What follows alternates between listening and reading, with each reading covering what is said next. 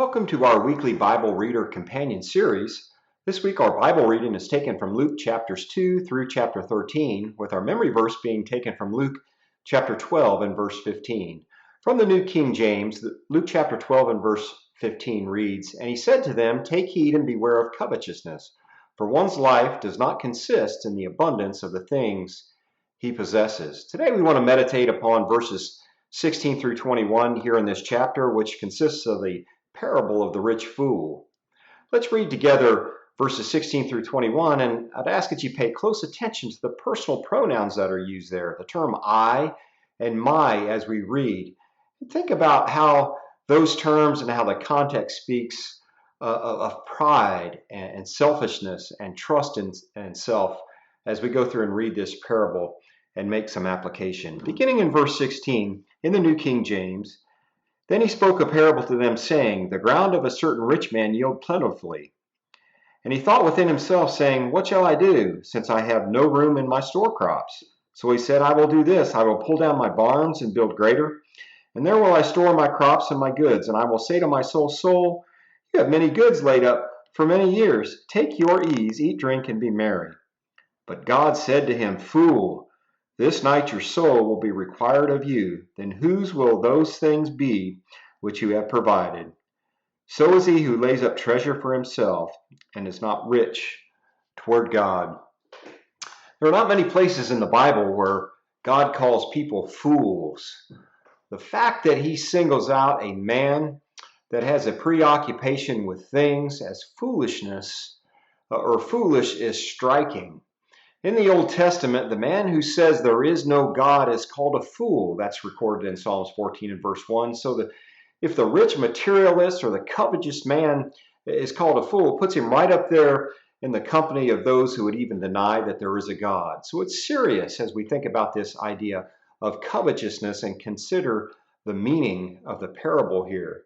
There are several lessons we can learn from the parable, many more than we can discuss in our time here this day, but first, we ought to think of the idea, like any other gift from God, wealth is to be used in the service of God. We must consider our stewardship in all that we have, all our abilities, whether it be material wealth or other abilities that we may have to serve. We need to consider our stewardship, the things that we must manage that have been given to us by God. Through wealth, we can certainly lay up treasures in heaven, and not lay up treasures on earth. A little later here in chapter 12, the Lord speaks in verse 33. He says, Sell what you have and give alms. Provide yourselves money bags which do not grow old, a treasure in heaven that does not fail, where no thief approaches nor moth destroys. So we can lay up treasures in heaven with our wealth.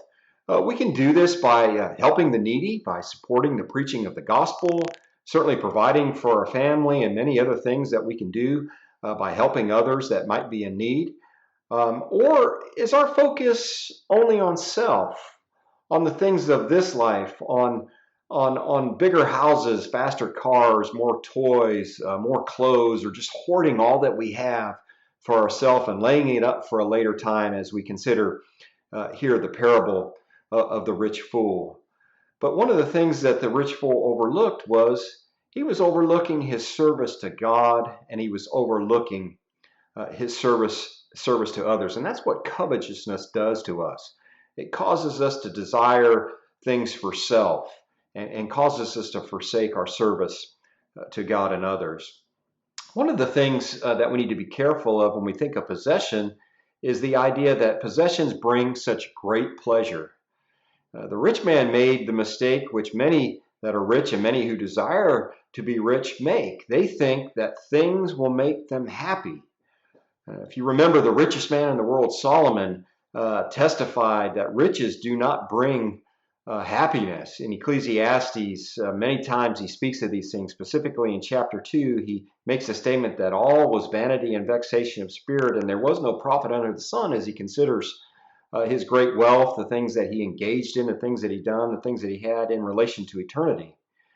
Paul speaks of some that may covet after, or because they love money and they desire it and they covet after money.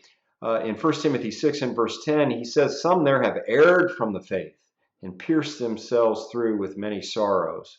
So possessions don't necessarily bring great pleasure, and certainly they won't help us eternally in the sense that if we are covetousness and desire them and sacrifice our spiritual service unto God.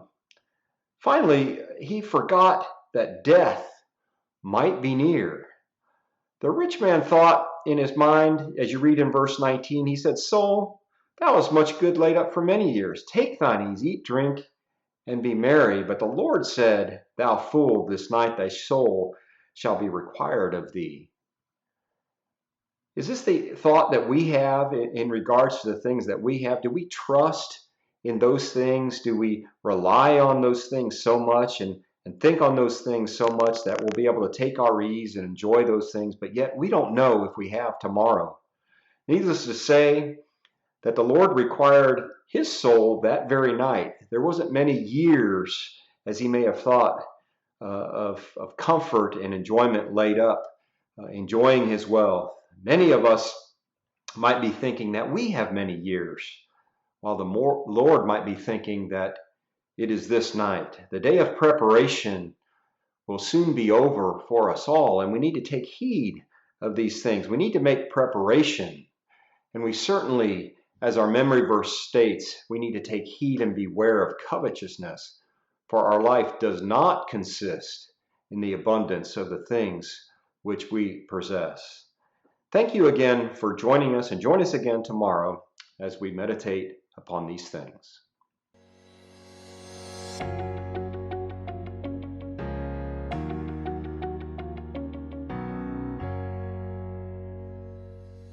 Thank you for taking the time to watch this video. Subscribe to our YouTube channel and follow us on Facebook for more content like this.